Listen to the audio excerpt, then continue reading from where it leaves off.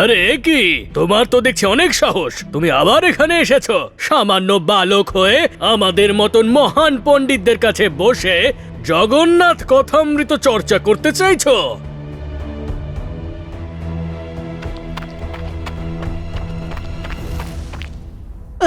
কি হলো পণ্ডিত মশাই, আপনার রেগে যাওয়ার পেছনে কারণটা কি বলুন তো? হ্যাঁ, এই বলরাম এখানে আছে মানে নিশ্চয়ই এই কিছু একটা করেছে। হ্যাঁ, আপনারা ঠিকই বুঝেছেন, আমাদের সকলের ক্রোধের কারণই হলো এই মূর্খ বালক।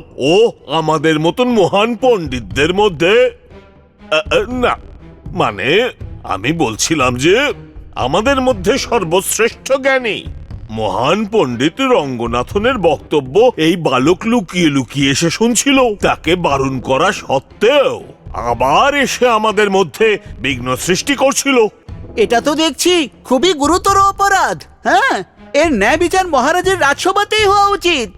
আর এই দুঃসাহসের জন্য বলরামের শাস্তি পাওয়া উচিত। হ্যাঁ।